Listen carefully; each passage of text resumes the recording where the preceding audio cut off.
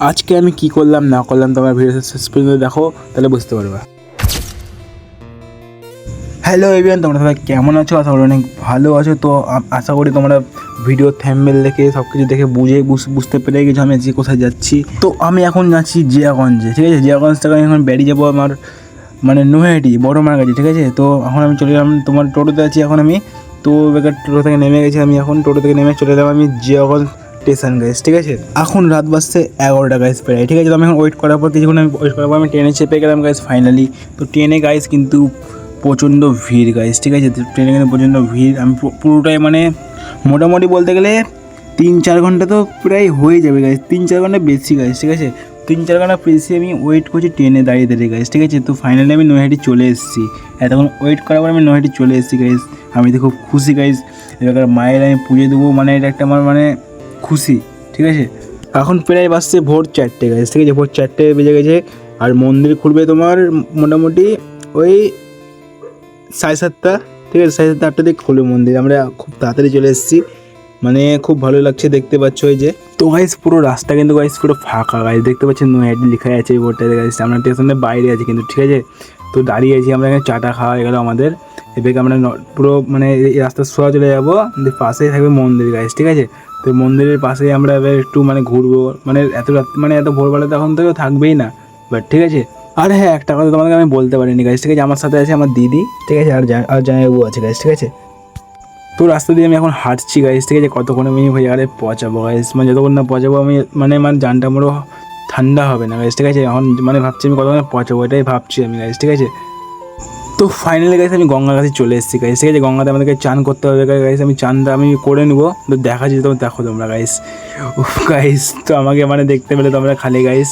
আমি এখন চান করব, চান করার পর মানে পুজো দিতে হবে কিনা, মানে এটা নিয়ম গাইস, ঠিক আছে। তো শুদ্ধ হওয়ার পর তো মানে পুজো দেবো আমি গাইস, মানে বড় মার কাছে।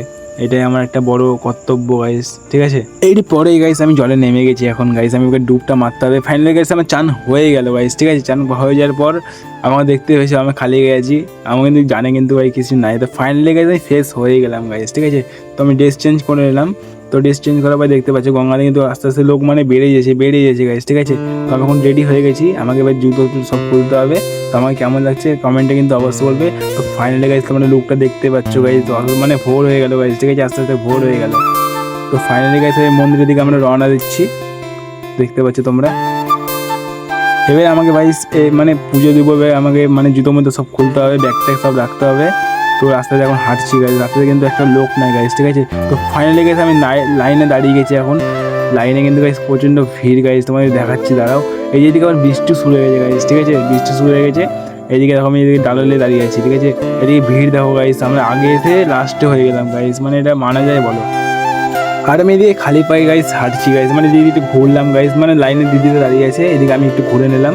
তো ফাইনালি গাইস আমি মন্দিরের ভিতর চলে এসেছি, মানে এতক্ষণ ওয়েট করার পর আমি ফাইনালি মন্দিরে ঢুকে গেলাম গাইস, ঠিক আছে।